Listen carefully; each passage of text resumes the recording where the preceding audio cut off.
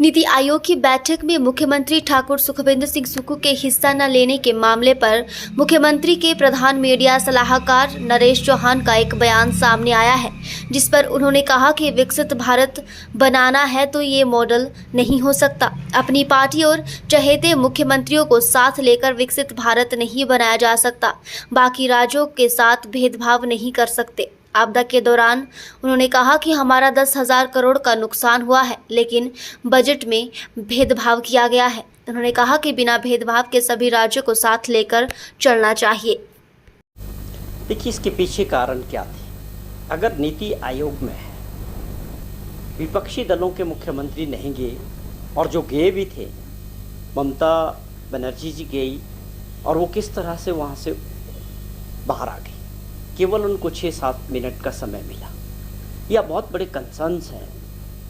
माननीय प्रधानमंत्री जी अगर बात करते हैं कि विकसित भारत बनाना है 2047 तक, एक सपना दिखाते हैं देश को, वो अच्छी बात है। हर आदमी चाहता है कि हमारा देश आगे बढ़े, विकसित हो, लेकिन उसका मॉडल ये नहीं हो सकता कि आप केवल अपनी पार्टी के सरकारों के मुख्यमंत्रियों को या अपने चहेतों को उसमें आप उस भारत को आगे बढ़ा सकते हैं। भारत जब हम विकसित होने की बात करते हैं तो उसमें सबको साथ चलने की बात होनी चाहिए, सबको साथ लेके चलने की बात होनी चाहिए।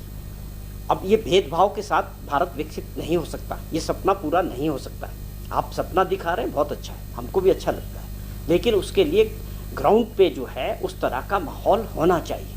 आपको सभी को साथ लेके चलना था। हर राज्यों के मुख्यमंत्री की, वो किसी भी दल का हो सकता है, उनकी क्या परिस्थितियां, क्या वो 7 मिनट के अंदर अपनी सारी बात नीति आयोग की मीटिंग में माननीय प्रधानमंत्री जी के सामने रखना, इज इट पॉसिबल?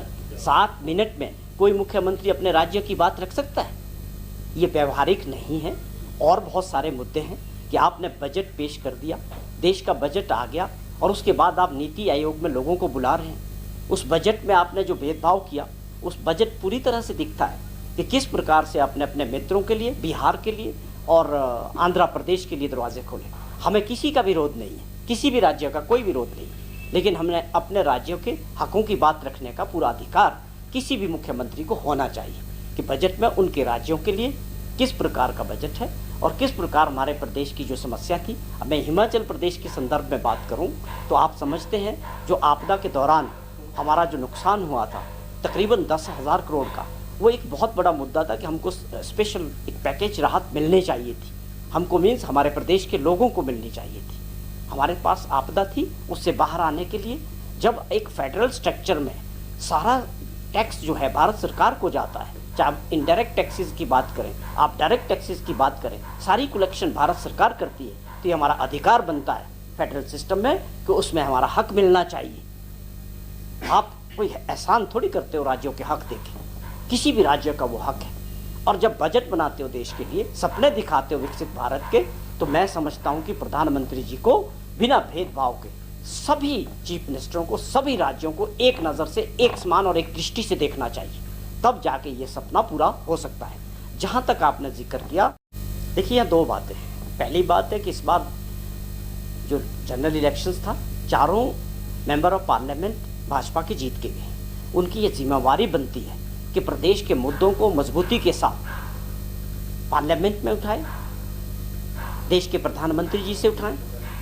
प्रदेश की जो बड़ी समस्याएं हैं, हमें राहत पैकेज की ज़रूरत है। आपदा में बहुत नुकसान हुआ है, सरकारी संपत्तियों का, लोगों के निजी संपत्तियों का।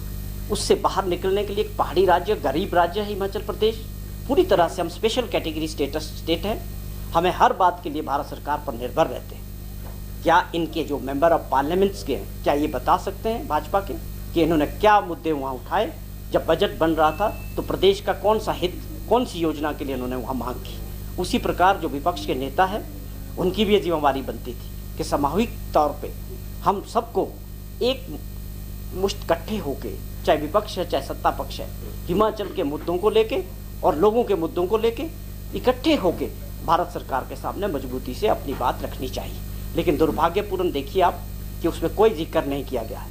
केवल ये कहा गया है कि बाढ़ में जो आएंगी, जो योजनाएं बनेंगी, उसमें हम आपकी मदद करेंगे, उसके बारे में कोई क्लैरिटी नहीं है। और हमारी पूरी उम्मीद थी कि जिस प्रकार देश के प्रधानमंत्री बार बार ये कहते हैं कि मेरा हिमाचल प्रदेश से बहुत बड़ा लगाव है, हमें बहुत उम्मीद थी कि इस बार इस बजट में एक राहत के तौर पे वो हिमाचल प्रदेश को जो हमारे साथ हुआ था उसको ज़रूर पूरा करेंगे, लेकिन दुर्भाग्यपूर्ण वो नहीं हो सका।